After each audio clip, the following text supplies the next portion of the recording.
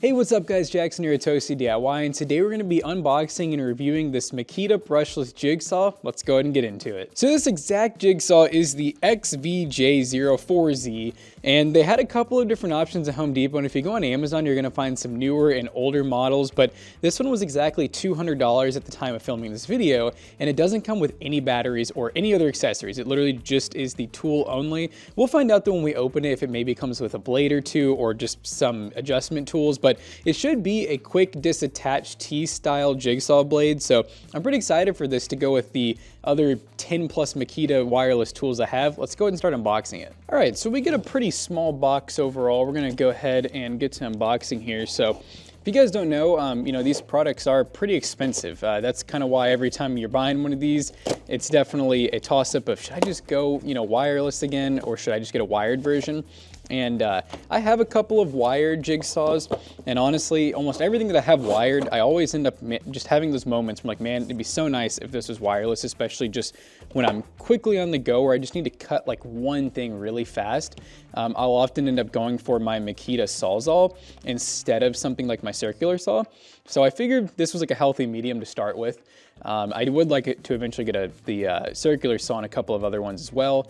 But this is pretty cool because for one, it's brushless. And one of the things I'm already reading that's really cool about this saw is just how many freaking settings there are. So one of them is selecting the cutting action, which I've actually honestly never seen on a Sawzall, but it says this tool can be operated with an orbital or a straight line up and down cutting action. The orbital cutting action thrusts the jigsaw blade forward on the cutting stroke and greatly increases the cutting speed. So yeah, that's pretty interesting. That's this little guy right here. I'll definitely have to experiment around with that. It looks like 4, and I will say it's a very hard dial to move, so that's probably for the best. Now we do have a, once again, quick disattach right here, which is honestly essential in my opinion. Once you drop your blade in there, this will flip over. It's spring loaded, so you don't have to worry about having a tool every time to get your blade out, which is really nice. Our battery is going to slide in the back here. Once again, we have a multi-speed tool, so it's 1 through 5. We do actually have a lock and unlock button here, which a couple of my other Makita products do as well, especially like ones that involve saw blades. The bottom here is removable, so that I guess you can replace it as it gets worn, but it definitely helps with having a nice, easy glide surface. And I guess you could also, in theory, possibly change height with it as well. Like one extra adjustment, but I think it's mostly just to make sure that you're not scratching the surface you're working on. It also does have a lock button, so in case you're doing, I guess, a really long cut or you're at an awkward angle, you can make it to where the actual trigger is held down. Little slot right here is if you actually want to hook up like a vacuum, or I guess there may be an optional dust collector bag that they sell. Now, they did actually include a couple of, well, 3 of their blades, which is pretty cool. They gave us a wood, a metal, and then a bi-metal blade. And these are the blades. I mean, they're consumables technically, so you can really buy any brand you want. I mean, you can go to Harbor Freight, you can get some kind of cheaper blades if you're not going to be doing this often, or if you want like, good blades, get Makita, DeWalt, Bosch. I mean, any of the name brands, they're all going to make pretty good blades. Basically there's going to be a wheel that's like a guide. So you guys can see there we have it in the wheel, and then you just press, and now your blade's in. So to take the blade out, you're going to use this little guy right here. Like I said, it's spring loaded, so it'll actually, all you have to do is turn it, and then it'll actually hold in place for you. So once again, inserting the blade, make sure that it's within that guide. So here's our hex key. It's actually built in, and that is so that you can, make it to where instead of doing like a 90-degree cut, like I said, you can do like some plunge cuts or, just slight bevels. So I don't know about you guys, but I want to hear what this thing sounds like. I'm kind of curious if it's going to be quieter or louder, or about the same as a just standard plug-in. Okay, so we do actually have to, that's kind of cool. So when it's off, I guess that's a pretty good safety there. So battery's plugged in, but you get no power. You press that unlock button, you get a little flash, and then you're ready to go. And I gotta say, on the #1 setting, it is really, really quiet. Let's go ahead and bump it up. Let's go ahead and go to, just try the middle, we'll try 3. Yeah, that's still a lot quieter than my plug-in one. And jigsaws are pretty quiet. Let's try 5. I think that's gonna be fairly loud. Oh yeah, 5, 5's where you start to almost get that impact sound. But yeah, that's pretty cool. So right now, we're set on pretty straightforward stroke. Let's go back down to 1 so we can really see this. Yeah, 1's pretty slow, very delicate for sure. So now I wanna try, we're gonna go all the way up to that 3rd mode. Oh yeah, you can actually see it. So you can really see it on the guide. You notice how the guide's actually kind of lunging forward. That's really interesting. So I guess supposedly that helps with a faster cut. My other jigsaw definitely does not do that. So I think we just need to try to actually, go through some tests and cut a few different materials and see how it does. All right, I know you guys are dying to see how this actually does. So we're gonna go ahead and put it to the test. We have the wood blade loaded up from Makita. We're using just the standard 0 setting, or just no jutting forwards, I guess you'd call it. We're gonna try out number 1 first on a 1x4 that's treated. Let's go ahead and go.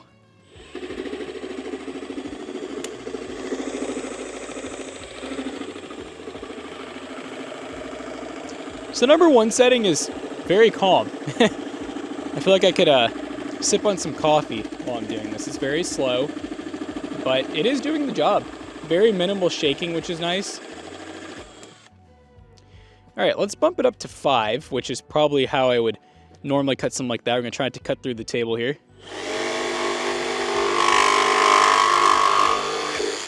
And I wanted you guys to see how easy that was with one hand. So 1x4 is really nothing for this saw on a good battery. All right, so we got an extra big challenge now. We have 2 outdoor decking style screws, or just general construction screws, and then we have our bimetallic blade. And we have a really thick piece of treated, this is actually a true, I think it was a 2x10 or a 2x12.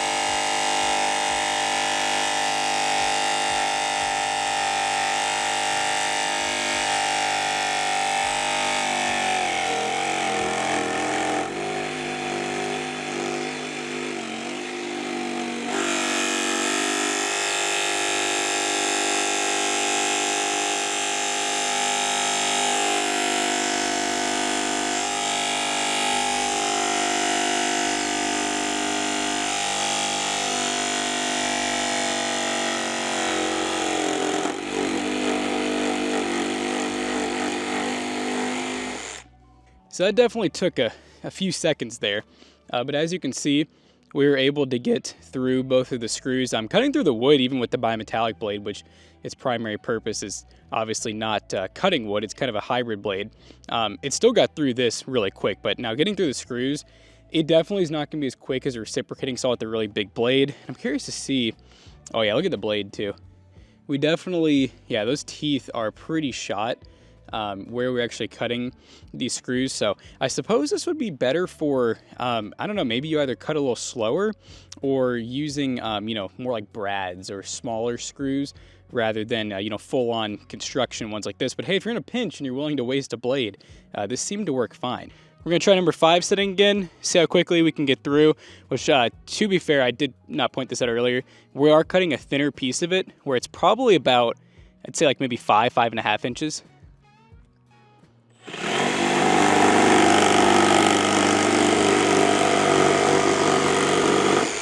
Yeah, I mean, definitely, it kind of cuts through like butter. And while I'm on this mode, I want to see how easy it is to do like a swivel.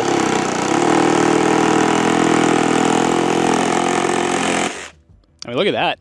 That's actually a nice little half moon pattern. That was super easy to do. All right, it's time to try out the last blade. We're gonna be using 2 different materials. First, we have a piece of angle aluminum. So this is just raw aluminum, and I think this will cut through it just fine. Like I said, this would not be my first choice for cutting through metal, but I think it'll do just fine. Hopefully, this little guy hangs on to it. But let's try to.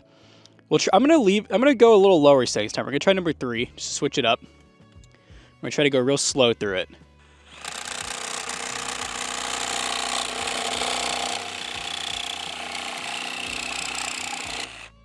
All right, well, I stand corrected. I mean, as far as aluminum goes, cuts through it super easy. This is a really thin piece of aluminum, obviously, but I think even if we were to quadruple the thickness of this, it would cut through it like butter. It definitely felt like pretty much nothing. Fairly clean cut as well.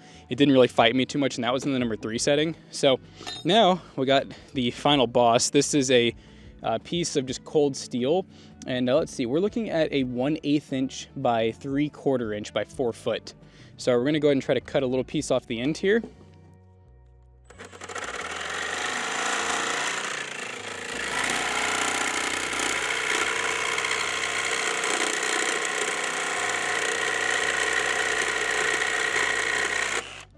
I mean, guys, I gotta say, it's surprisingly impressive. The blade, let me take a closer look here. The blade's still actually overall in pretty good condition. I don't know how well you guys are able to see it, but teeth are still pretty sharp. Obviously, a lot of the paint has rubbed off, but there's a couple of teeth that are just a little bit dulled. So once again, I would not daily drive this for metal, or doing like a big deconstruction job or something like that. But as far as like if you're kind of in a pinch, or maybe you're working with more hobbyist grade metals or smaller metals, it honestly works really good for metals. And obviously for just straight wood, this thing does amazing. I mean, it can do pretty much anything that a different, like a reciprocating or like a circular saw can do within reason.